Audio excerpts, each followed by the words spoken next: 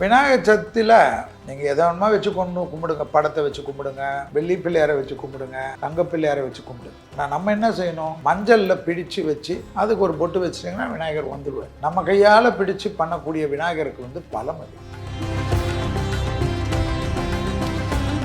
நம்ம இப்படி ஒரு கோடு போட்டாவே விநாயகர் வந்துடுவார். அதுதான் விநாயகருக்கு ஒரு பெரிய மகத்துவம். விநாயகர் வீட்டுக்கு வந்துட்டாவே போதும், எல்லா தெய்வமும் வந்தே தீரணும். எழுதப்படாத ஒரு ரூல் அது. ஆச்சி கொழுக்கட்டை மாவு வந்தாச்சு. ஆச்சி கொழுக்கட்டை மாவிற்கு கொழுக்கட்டை அச்சை கேட்டு வாங்குங்கள். சௌபாக்யா ஹோம் அண்ட் கிச்சன் அப்ளையன்சஸ். நீங்களும் ஒரு அரசு ஊழியராக உங்கள் எதிர்காலம் சிறப்பாக அமைய உங்கள் வழிகாட்டியாய் the Mount study centre Tiruvallur. Training program for UPSC, TNPSC, TNU, SRB, TET, RRB, SSCL banking. Kumudam digital நேயர்களுக்கு அனைவருக்கும் இனிய விநாயகர் சதுர்த்தி நல்வாழ்த்துக்கள். விநாயகர் என்றாலே எல்லோருக்கும் பிடிக்கக்கூடிய விஷயம். எந்த மதத்தினராக இருந்தாலும் விநாயகரை கும்பிடுவார். அந்த விநாயகர் சதுர்த்தி என்பது வருடத்துக்கு ஒரு முறை.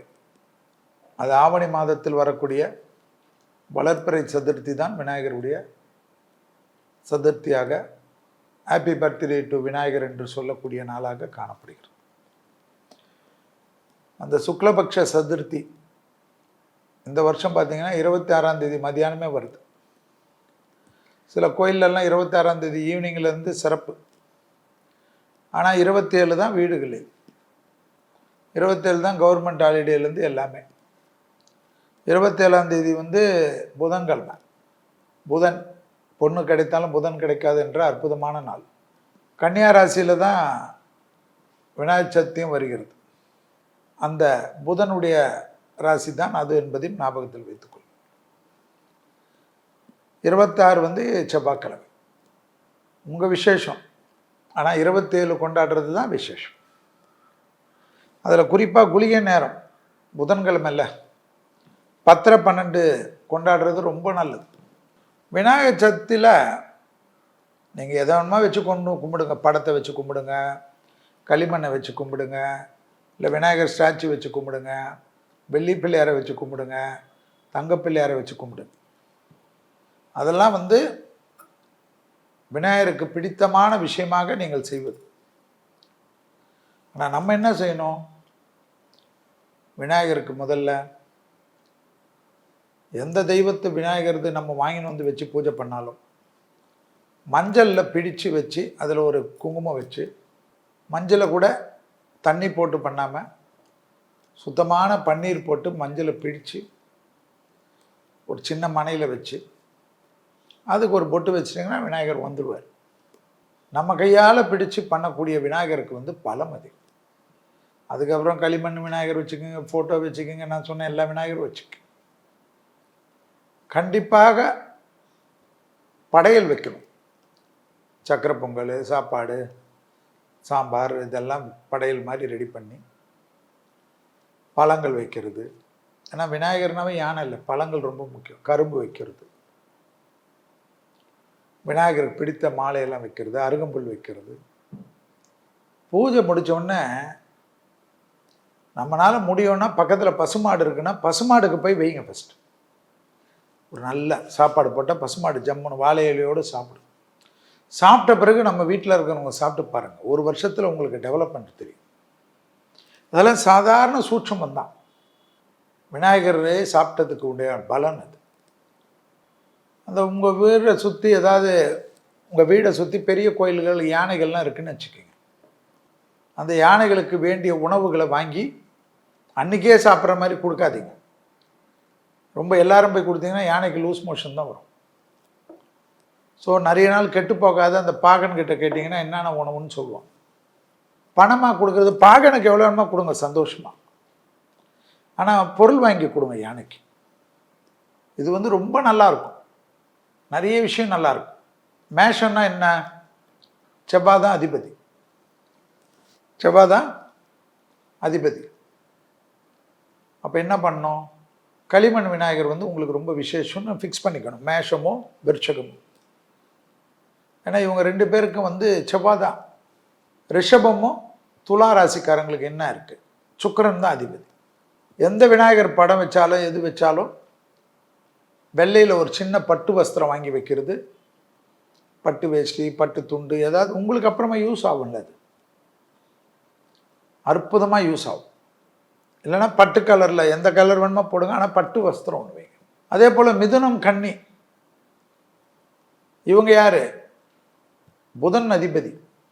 நோட்டு புக்கு, புஸ்தகம், பேனா, பென்சில்லாம் இருக்குல்ல, அப்புறம் கஷ்டப்படுற குழந்தைங்களுக்கு ஃபீஸ் கட்டுறது, அதுபோல் விசேஷத்துக்கு அதெல்லாம் வாங்கி வச்சு பூஜையில் வச்சு படிக்கக்கூடிய குழந்தைங்களுக்கு கொடுங்க. அதெல்லாம் ரொம்ப பலம் கொடுக்கும், ரொம்ப பவர்ஃபுல் கிடைக்கும். கடகன்னா சந்திரன்.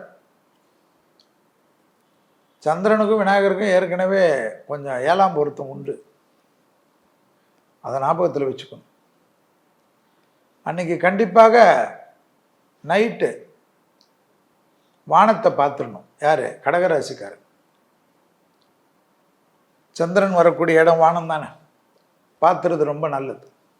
உடனே கேட்பாங்க, சிம்மராசிக்காரன் சூரியன்னா சூரியனை பார்க்கணுமா? கண்டிப்பாக பார்க்கணும். விநாயகர் சதுர்த்தி பார்க்கணும். அந்த அதிபதிக்கு நன்றி சொல்லணும். அதிபதிகள் ரொம்ப முக்கியம், பெரிய பலம் அது. அடுத்தது பார்த்தீங்கன்னா யார்? தனுசும் மீனமும். இவர்கள் குருவுடைய அதிபதி. குரு ராஜகுருக்கள். அதனால் யார் மஞ்சள் பிள்ளையார் பிடிக்கிறாங்களோ இல்லையோ, தனுசும் மீனமும் மஞ்சள் பிள்ளையார் பிடிச்சி தான் வைக்கணும். மற்ற பிள்ளையார் வாங்குறீங்க வாங்கலை, ஆனால் பஞ்சர் பிள்ளையார் ரொம்ப முக்கியம். யாருக்கு? தனுசுக்கும் மீனத்திற்கும். கும்பம், மகரம்.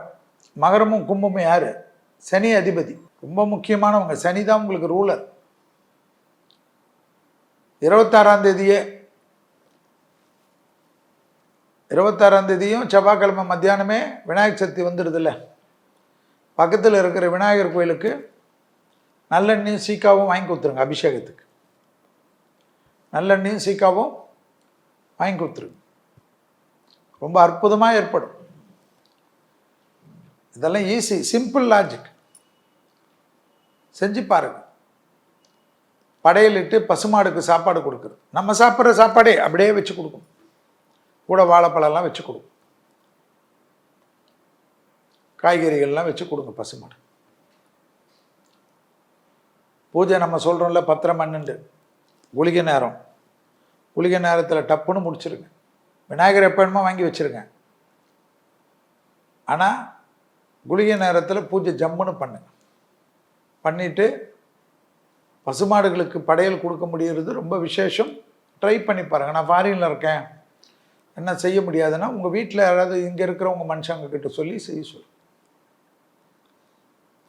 கண்டிப்பாக விநாயகர் சதுர்த்திக்கு எனக்கு படம்லாம் கிடைக்கல, நான் ஊரில் இருக்கேன், கடலில் வேலை செய்கிறேன், ஒரு ஊதுபத்தியாவது கொளுத்தி வைங்க.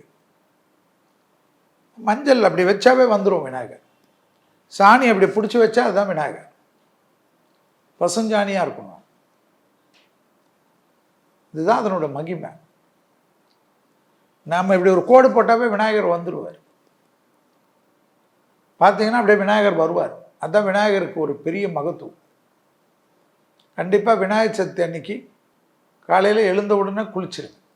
பூஜை முடிக்கிறீங்களோ இல்லையோ ஃபஸ்ட்டு குளிச்சிருங்க. காரிய சித்தி மாலைன்னு ஒரு மந்திரம் இருக்கும், யூடியூப்பில் போட்டு விடுங்க, லூப்பில் போட்டு விடுங்க, அது பாட்டு ஓடிக்கினே இருக்கட்டும். 10 வாட்டி 100 வாட்டி ஓட்டும். பந்தமாகட்டும் அந்த குணப்பரப்புன்னு ஆரம்பிக்கும். பாசறிவில் பசறிவில் பட்டிட்ட கரியன்னு முடியும். அது பாட்டு ஓட விடுங்க. Positive vibration வச்சுக்கி. ஈவினிங்குள்ளே ஏதாவது ஒரு கோயில், ஏதாவது ஒரு கோயில் போயிட்டு வாங்க, ரொம்ப நல்லது. அற்புதமான அமைப்பு. முடிஞ்சால் கோயிலுகளுக்கு அன்னதானத்துக்கு ஏதாவது பொருளெல்லாம் வாங்கி கொடுங்க. எதுவும் முடியல சார், ரொம்ப கஷ்டமாக இருக்குது, கல் உப்பு வாங்கி கொடுங்க. மடப்பள்ளிக்கு கல் உப்பு வாங்கி கொடுத்து பாருங்கள். வாயிலா ஜீவராசிங்களுக்கு, பசுமாடுகளுக்கு அப்பா அம்மா இல்லை யாராவது ஒருத்தர் கூட இல்லைன்னா, அவங்க காலமாக இருந்தாங்கன்னா அகத்திக்கீரை வாங்கி கொடுக்கலாம். அப்படி இல்லை அப்பா அம்மாலாம் நல்லா இருக்காங்கன்னா அந்த குழந்தைங்கள்லாம் காய்கறி, வாழைப்பழம், பழங்களை பசுமாடுக்கு வாங்கி கொடுக்கலாம். எப்பயுமே இதெல்லாம் நம்ம எப்பயுமே பசுமாடை முன்னாடி வச்சுக்கணும் எல்லாத்துக்கும். மகாலட்சுமி அது, அவர் தான் விநாயகரும்.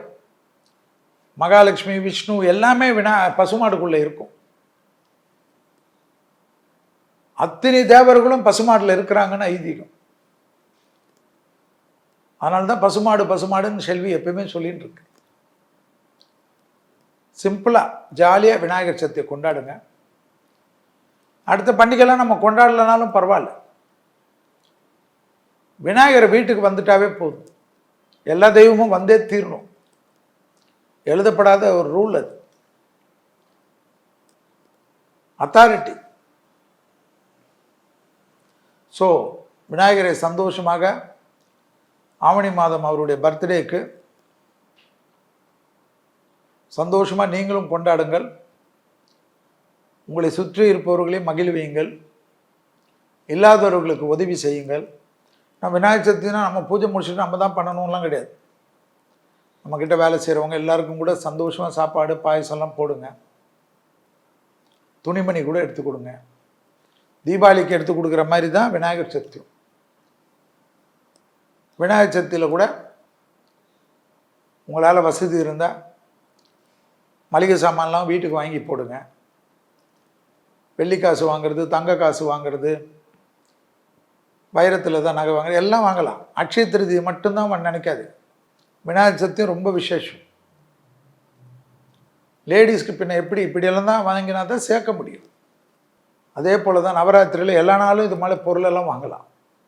ஸோ சந்தோஷமாக உங்கள் சேமிப்பு ஆரம்பிங்க. குழந்தைங்க பேரில் ஏதாவது ஒரு ஃபிக்ஸட் பண்ணுறதுக்கு, குழந்தைங்களுக்கு ஏதாவது போஸ்ட் ஆஃபீஸில் போடுறதுக்கெல்லாம் இந்த குளிகை நேரத்தில் ஒரு பணம் எடுத்து வைங்க. விநாயகர் பூஜையிலே வைங்க. அடுத்த நாள் கூட நகை வாங்குங்க. அந்த விநாயகர் பூஜையில் அந்த நகைக்குன்னு வச்சுருக்கிற பணத்தை எடுத்து விநாயகர் பூஜையில் வச்சு, அது திருடு போயிடுச்சுன்னா செல்வியை கேட்காதீங்க, பத்திரமா பாதுகாப்பாக வைங்க. ஸோ வச்சு சந்தோஷமாக கும்பிடுங்க. விநாயகரை மகிழ்ச்சியுடன் வீட்டுக்கு வர வைங்க. கண்டிப்பாக அடுத்த வருஷம் விநாயகர் சதுர்த்திக்குள் வரை அவர் உங்களுக்கு பாதுகாப்பாக இருப்பார், அந்த வீட்டுக்கும் பாதுகாப்பாக இருப்பார். எல்லார் வீட்டிலும் சந்தோஷமாக விநாயகர் சதுர்த்தி கொண்டாட இந்த நாட்டுக்கும் அவர் பாதுகாப்பாக இருப்பார்.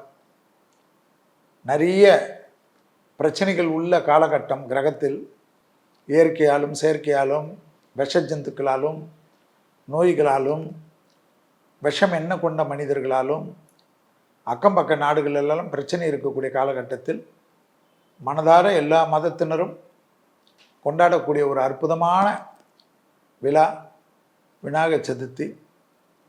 அந்த விநாயகர் சதுர்த்தி சந்தோஷத்துடன் கொண்டாடுங்கள். நீங்களும் விநாயகருடைய ஆசீர்வாதத்தை பெறுங்கள். இந்த நாடும் பெறட்டும். வாழ்க வளமுடன். எல்லோருக்கும் மீண்டும் ஒரு முறை இனிய விநாயகர் சதுர்த்தி நல்வாழ்த்துக்களை தெரிவித்துக் கொள்கின்றேன். குமுதம் நிர்வாகத்திற்கும் என்னுடைய விநாயகர் சதுர்த்தி நல்வாழ்த்துக்கள். நிர்வாக இயக்குனர் திரு வரதராஜ அண்ணன் அவர்களுக்கும், டைரக்டர், ஃபோட்டோகிராஃபர், கேமராமேன், எடிட்டர், டெக்னீஷியன்கள், நேயர்கள், விளம்பரதாரர்களுக்கு அனைவருக்கும் இனிய விநாயகர் சதுர்த்தி நல்வாழ்த்துக்களை தெரிவித்துக்கொண்டு, விநாயகருடைய புகழையும் கணேசாவுடைய புகழையும் எப்பொழுதும் சொல்லுவோம். ஓம் ஏகதந்தாய் வித்மிகே வக்ரதுண்டாய் தீமிகை தன்னோ தந்தி பிரஜோதயாத் என்ற மந்திரத்தை கேட்டுக்கொண்டே இருப்போம். எல்லாவித தடங்கல்களும் மன கஷ்டங்களும் தீர்ந்து அஷ்டலட்சுமி கடாட்சம் கிடைப்பதில் எல்லோருக்கும் கிடைக்கட்டும் என்று கூறி விடைபெற்றுக் கொள்கின்றேன். நன்றி, வணக்கம்.